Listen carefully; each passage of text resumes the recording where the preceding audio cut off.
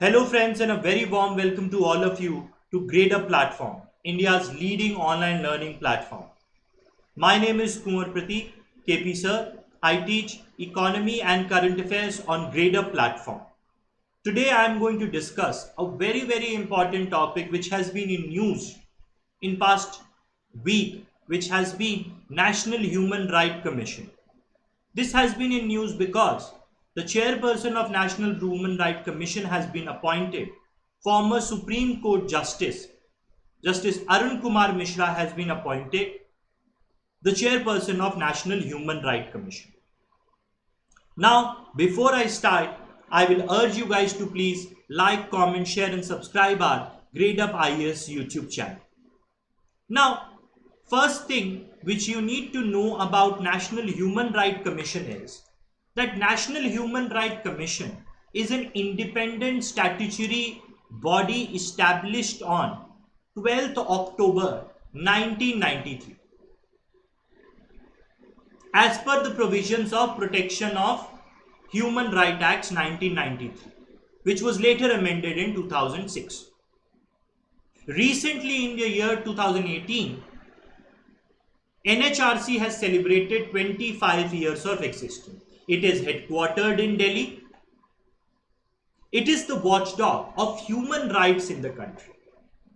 Human rights which are universal, that are right to life, liberty, equality, dignity of individual guaranteed by Indian Constitution and international covenants.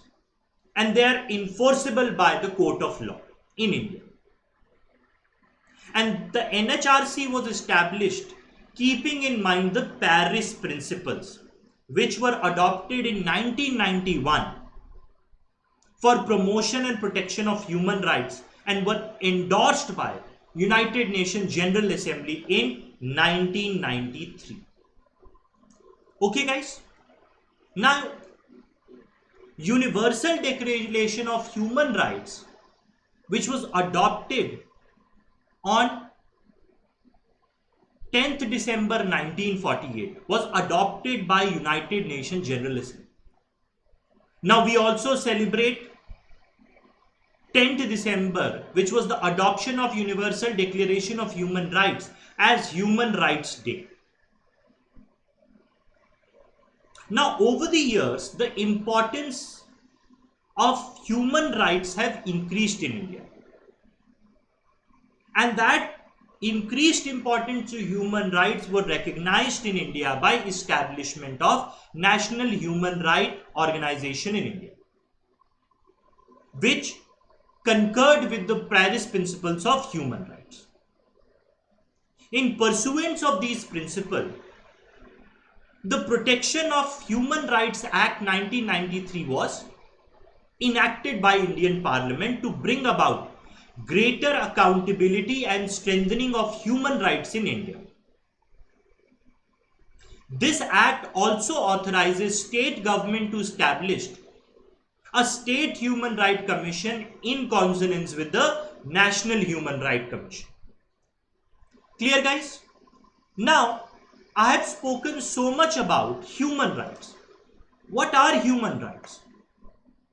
United Nations definition of human rights is rights are inherent to all human beings regardless of race, sex, nationality, ethnicity, language, religion or any other status.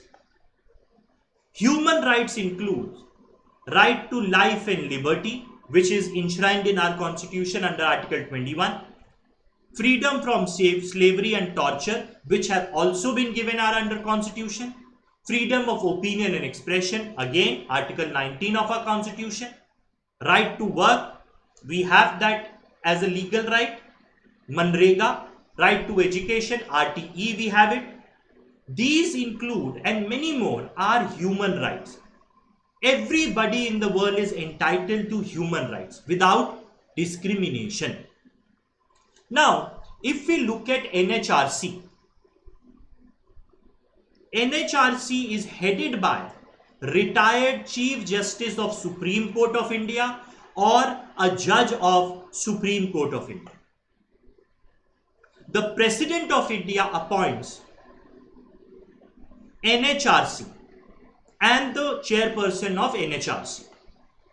A 6-member committee consisting of the Prime Minister, Speaker of Lok Sabha, Deputy Chairman of Rajya Sabha, Leader of Opposition of both houses of Parliament, Lok Sabha as well as Rajya Sabha, and Union Home Minister, they come together to choose and select the chairperson of NHRC, and they recommend the name, and then that person is appointed as the chairperson of NHRC by the President of India. Okay? Now, National Human Rights Commission, these are that chairperson shall consist of a person who is Chief Justice. In 2019, there has been an amendment made that earlier only the Chief Justice can be appointed. Now, under the amendment under 2019, amendment to NHRC, that is Protection of Human Rights Bill, now a Chief Justice as well as Judge of Supreme Court can be appointed as a chairperson. Now, earlier the other members which could be appointed to NHRC must consist of 2 members to be appointed amongst the person having knowledge and practical experience of human rights. Now, this bill amends and allows 3 members to be appointed with relevant experience with at least 1 woman.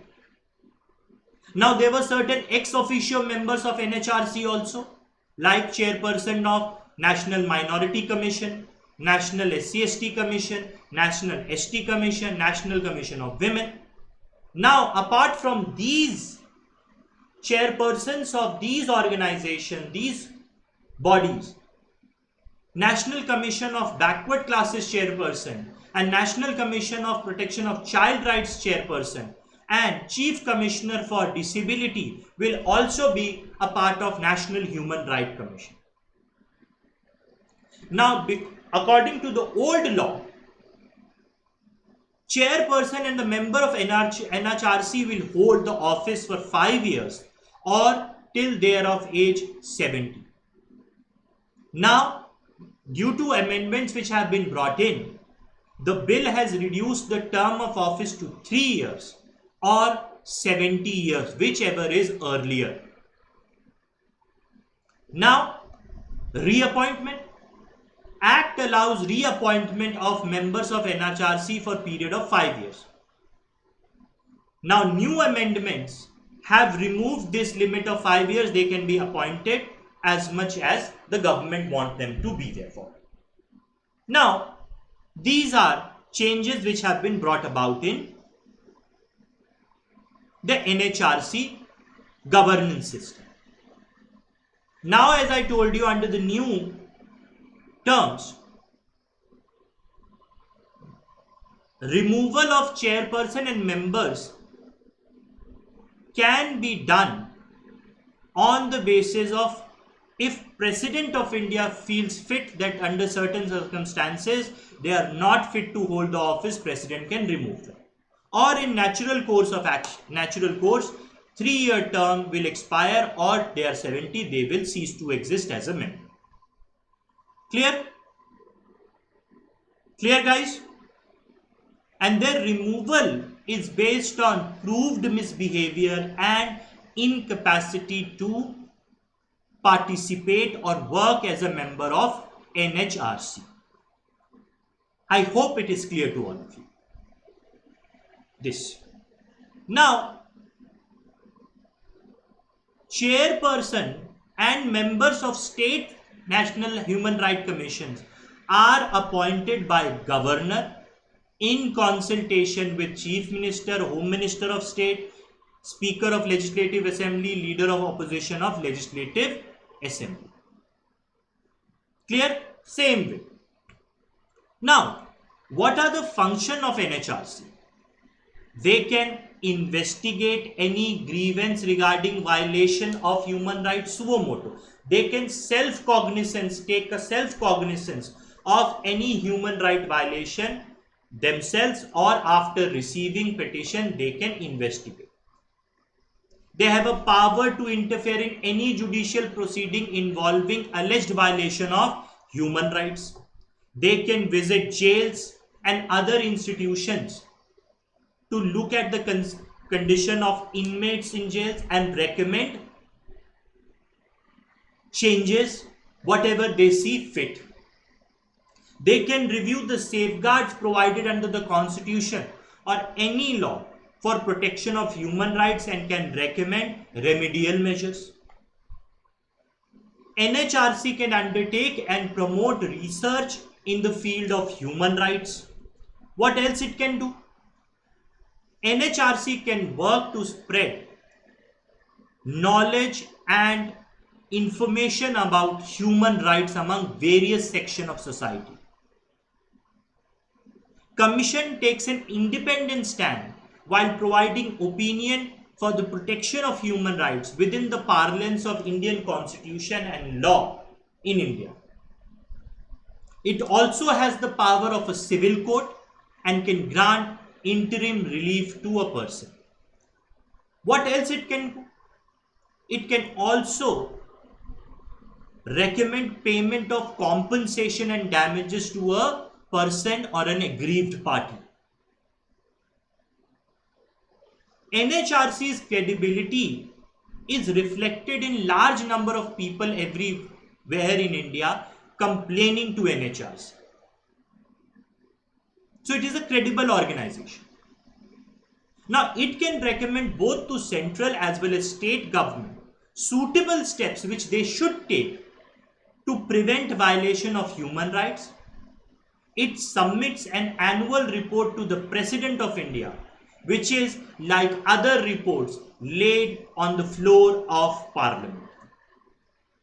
Now, as any organization which has strengths, power, NHRC also has limitations, like any other organization. So if I talk about limitations of NHRC, NHRC though has the power to investigate, but it does not have an investigative machinery of itself. It uses the investigative machinery available with the center and state government to investigate the cases of human rights violations. Its recommendations are only recommendatory in nature. They cannot be thrust down government's throat. NHRC does not have any enforcement powers. Third, it is used as a post-retirement benefit to people who are pliable to the government.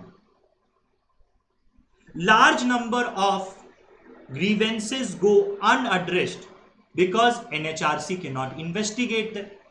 And many NHRC and state human rights commissions are not, the position in them are not filled. That is another problem. Then, most of the time the recommendations are either partially accepted or rejected by governments. Okay? Now, State Human Rights Commission cannot call for information from national government, which means that State Human Rights Commission cannot investigate armed forces human rights violation or central forces human rights violations. Okay? And NHRC, power related to violation of human rights by armed forces have been largely restricted by various laws like ASPA, like Armed Forces Special Power. So these are the powers and limitation of NHRC. Now currently, if I look at NHRC, Justice Arun Kumar Mishra is the chairperson, Justice Prafull Chandra Pant, member, Justice Mahesh Mittal Kumar, member, Srimati Jyotika Kalra, member, Dr. Dhaneshwar Manohar Mule, member, Shri Rajiv Jain, member, and other are ex officio members which I have already enunciated. So this is the brief overview of National Human Rights Commission. I hope this video will be fruitful for you in understanding National Human Rights Commission. Now, before I end, you can prepare for UPSC examination with GradeUp by because we are running these courses: IS 2021 crash course, IS 2022-23 foundation course, EPFO 2020 revision course, NCERT special course.